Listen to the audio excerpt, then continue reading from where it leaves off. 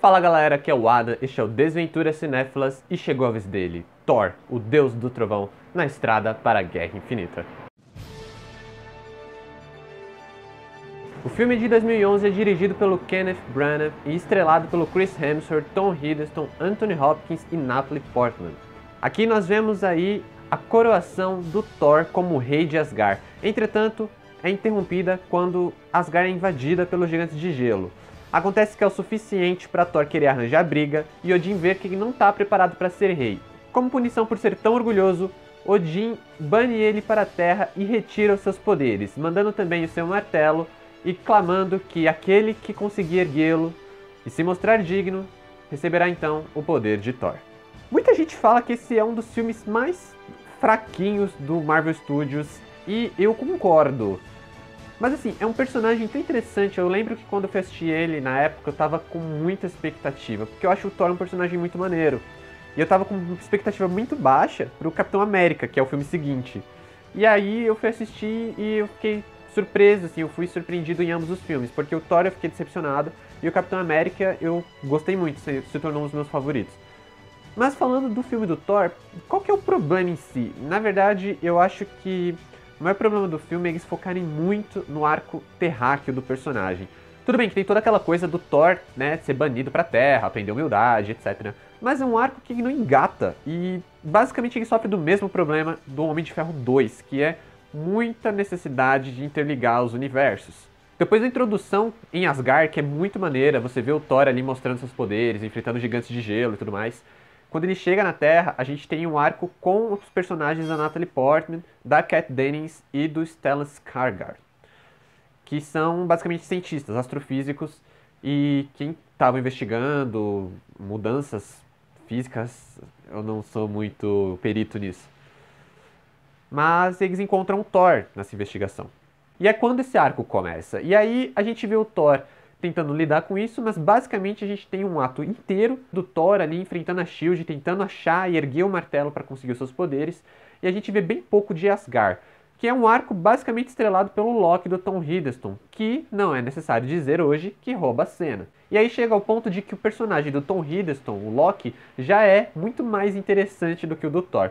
Porque diferente do Thor, que sempre teve tudo, o Loki é aquela criança problemática que sempre foi ignorada pelos pais e sempre precisou viver na sombra do irmão mais velho, e agora ele quer se provar. Mas quando na verdade ele descobre que não é filho de Odin, e sim filho do Loki, que é um dos gigantes de gelo, o personagem ganha uma profundidade que o Thor nunca ganhou, mesmo em 3 filmes solo e 2 filmes dos Vingadores. O filme também se preocupa em desenvolver um pouco mais da SHIELD, sendo que o personagem que seria a cara da agência neste filme é o agente Coulson, interpretado pelo Clark Gregg, que teve uma pequena ponta em Homem de Ferro 1 e uma participação um pouco maior em Homem de Ferro 2.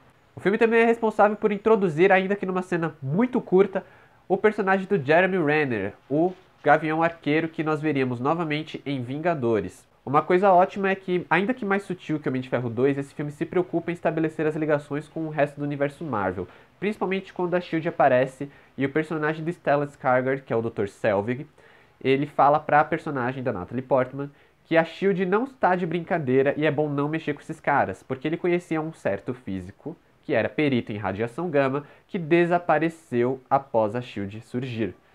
Basicamente, o que vemos em O Incrível Hulk de 2008. E também numa cena no ato final, onde vemos o Destruidor, que é basicamente um robô de Asgard, mandado pelo Loki, e a primeira coisa que o pessoal da SHIELD fala é um do Stark?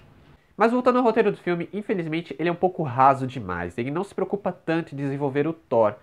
Não sei se é porque não havia tanto para desenvolver, mas o fato é de que é um personagem interessante e muito poderoso, que tem um potencial muito grande, assim como o Hulk, e a Marvel parece que não sabe utilizar ele muito bem nos filmes solos. Tanto que o Thor de 2011 é o início de uma trilogia que ela não tem aí um único tom, diferente das trilogias do Homem de Ferro e do Capitão América, que por mais diferentes que os filmes sejam entre si, eles têm uma certa sincronia. E os filmes do Thor eles têm uma dificuldade maior nesse ponto. Não é algo que realmente vá atrapalhar o entretenimento da pessoa que está assistindo o filme, claro que não.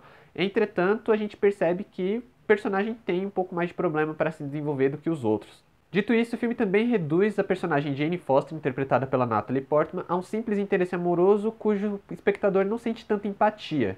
Também temos uma participação muito curta do personagem Odin, interpretado pelo Anthony Hopkins, que é um ator muito bom e que acaba desperdiçado nesse filme.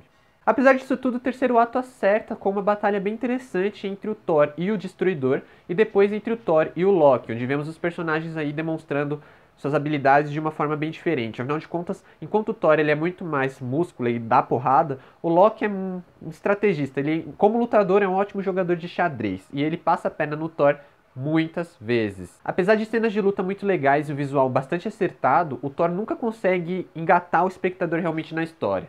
Então, pra mim, leva 3 estrelas.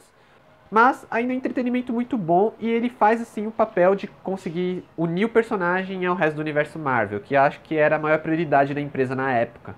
Ficamos por aqui com Thor, mas a estrada para a Guerra Infinita está longe de acabar. Vamos continuar com Capitão América, o Primeiro Vingador, e é claro, logo, o filme evento da Marvel, que é Os Vingadores. Então não se esquece de deixar o like no vídeo e se inscrever no canal. Lembrando que aqui embaixo nós temos as redes sociais. Então, obrigado por assistirem, valeu, falou, até mais e obrigado pelos peixes.